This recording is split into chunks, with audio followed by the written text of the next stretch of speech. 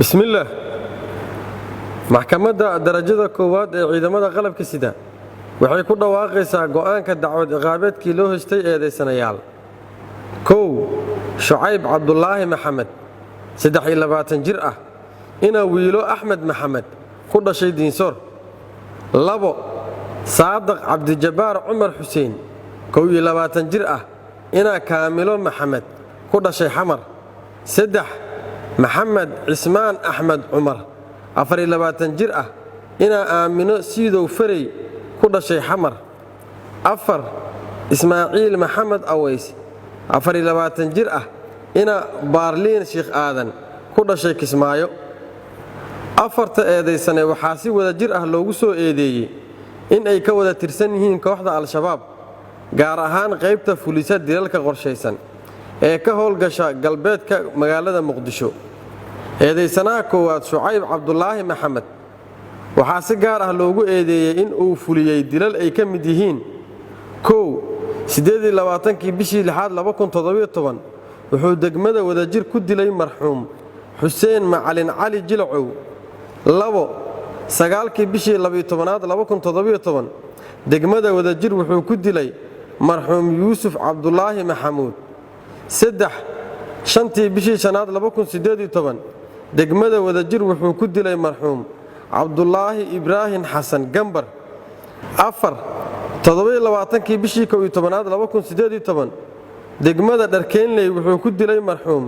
Cabdi Cali Maxamuud oo ahaa nin shacab ah oo ka ganacsada hilibka 5 14 bishii 2018 wuxuu dhaawac xabadeed u geystay dhibane Cabdiraxmaan Maxamed Cali sidoo kale waxay ciidamada amnigu soo qabteen isagoo ku hubaysan bastoolad teete ah isla markaana uu ka soo fashilmay dilka dhibanad Baarliin Cabdi Warsame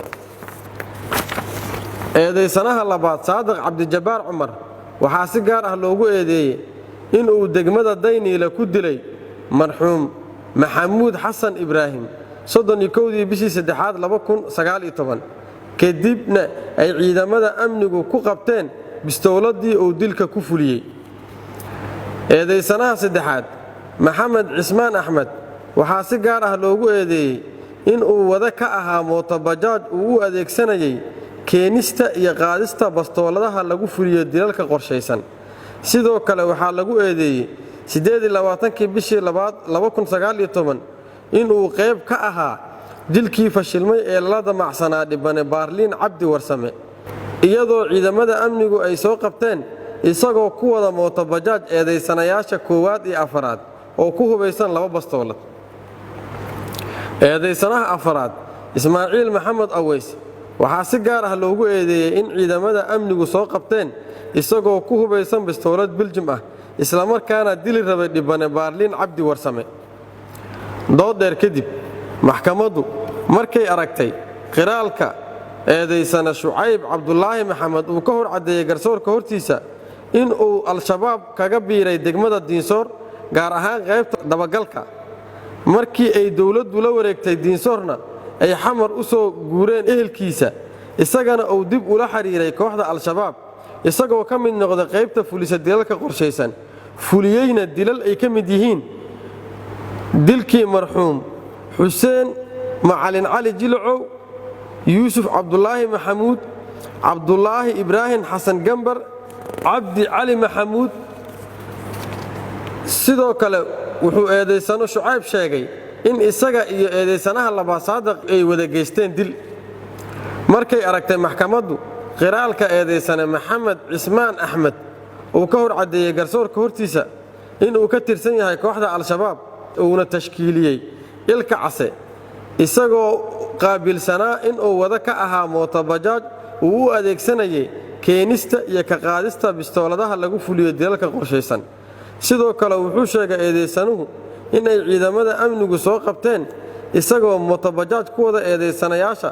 Shucayb iyo Ismaaciil oo ku hubaysan laba bastooladood markay aragtay maxkamaddu qiraalka eedeysane Ismaaciil Maxamed Aways uu ka hor cadeeyay garsoorka hortiisa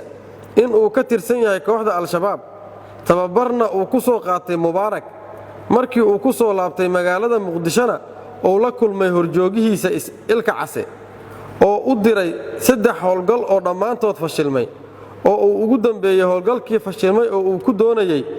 in uu ku dilo Baarliin Cabdi Warsame markay dhageysatay maxkamaddu markaatiyaashii la horkeena midna ay u weydiisay marag furkooda waxay maxkamadda ka hor cadeeyeen in iyagoo jooga bar kontarool oo lagu hubiyo gaadiidka ay soo martay mootobajaaj ay saarnaayeen eedeysanayaasha kala ah Shucayb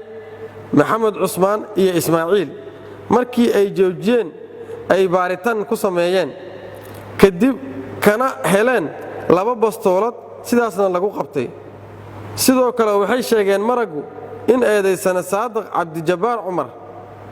uu 2 xabad ku dhuftay marxuum Maxamuud Xasan Ibraahim kadibna ay iyagu qabteen isagoo ku hubeysan bistooladii uu ku dilay marxuumka markay aragtay maxkamaddu dambi muujinta ah dokumentiyo ay ka mid yihiin kow cadeymihii iyo qiraaladii laga qoray eedeysanayaasha koowaad saddexaad iyo afaraad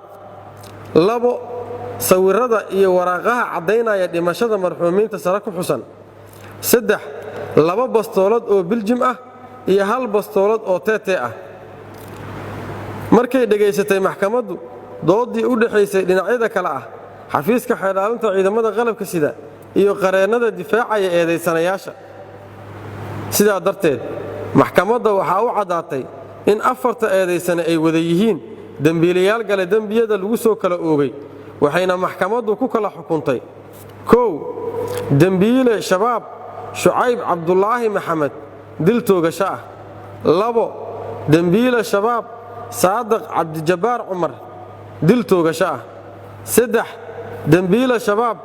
Maxamed Cismaan Axmed xabsi daa'in afar dambiile shabaab Ismaaciil Maxamed Aways xabsi daa'in cidii aan ku qanacsaneyn xukunka maxkamadda waxaa u furan racfaan wabillahi tawfiiq